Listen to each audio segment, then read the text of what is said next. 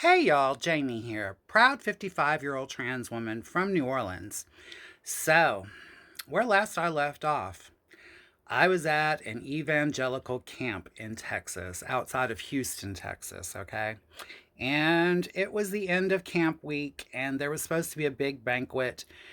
And I really tried to avoid the boys' bathroom when it was time to get ready for these things. I was very, very uncomfortable with boys being naked in bullpen showers and things. And I had made friends with some of the girls that week, and so I was over in the girls' dorm and I was doing their hair and makeup. And I had curling iron in this one girl's hair, and the pastor walked in. And he said, "Yeah, you're going to need to come with me." And he called my mother, he called my mother.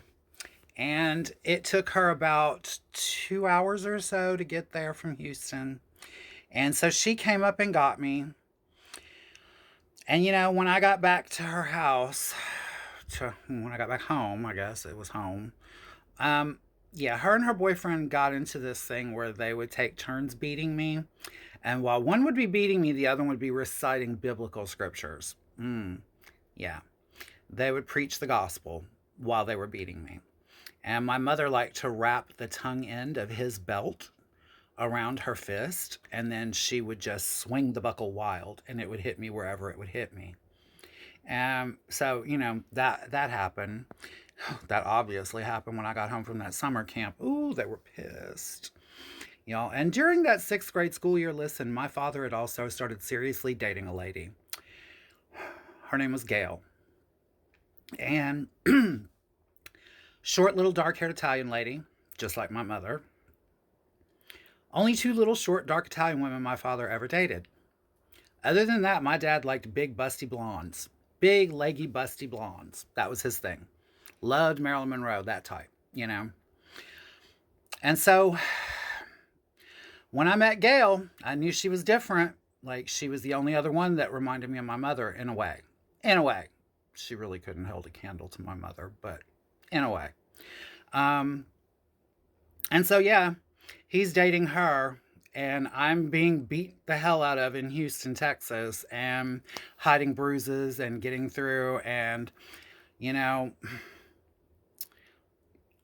along the way, along the way, I was starting to get really rebellious. Like, puberty was starting to kick in. I knew it wasn't the right puberty. Like, I could just tell it was not the right puberty kind of thing, obviously. And I started getting into trouble. I got into a lot of trouble, but it wasn't hard to get into trouble with people that wanted to beat you anyway, which is frankly another reason that I started doing things like smoking, and smoking pot and smoking cigarettes and partying with boys and sneaking around and things, and I knew I was going to get beat, but you know what? I was going to get beaten anyway. Like, I was going to get beaten anyway. No matter what I did, I was going to get beaten. So it was like, fuck it, I may as well do what I want to do.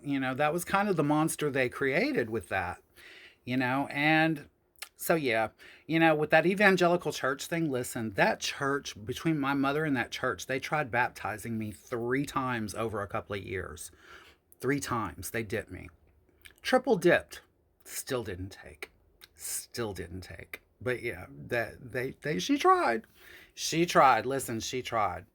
And so I had met this lady Gail that my dad was seeing, and sorry, it's warm here, and I had met her.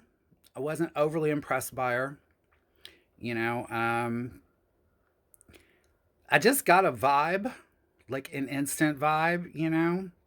I would later learn that when my mother met her, my mother's first reaction was, "Oh, that's a cunt." Yeah. Frankly, over the last 45 years, my opinion is not far from that. Well, that's pretty accurately my opinion, too, frankly, to be honest with you. I don't sling that word around terribly loosely, although I love the word. But I don't use the C word unless it's really earned. And trust me, when it comes to my stepmother, she earns it in spades, honey. She earns it in spades. So I'm in Houston and I'm doing my thing and I'm living my little life. And my mother walks into my room one day, right? And She tells me, well, first of all, she was there to tell me that she was going to be going back and forth to Louisiana. She had some things she was going to be having to take care of legally wise in Louisiana, right? And so she was going to be going back and forth. And then she was going to be leaving me alone with Harry a lot for these little trips, right? I kind of like, I just cringed internally over that whole thing because I knew I would get beaten. Like, whether she was there or not, I was going to get beaten. But at least if she was there, my parent was there. It wasn't just some man, you know? Anyway, so she tells me that. And then my mother hands me an envelope and she kind of gives me the sad eyes. And so I take the envelope. It's from my dad.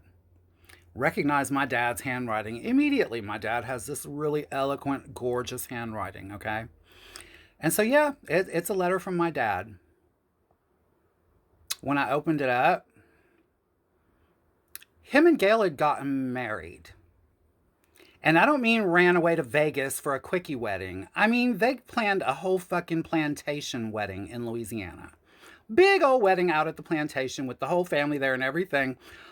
But it wasn't enough time to invite me. It was so put together so quickly. An entire plantation wedding was put together so quickly, but not in enough time to invite me, even though they both worked for a fucking airline. If y'all want to know what happened next, y'all know the routine. Be here tomorrow and I will too. I love you all. I love you all for watching, and I love you for the comments. Thanks. See you later. Please repost as much as possible. Talk to you later. Bye bye.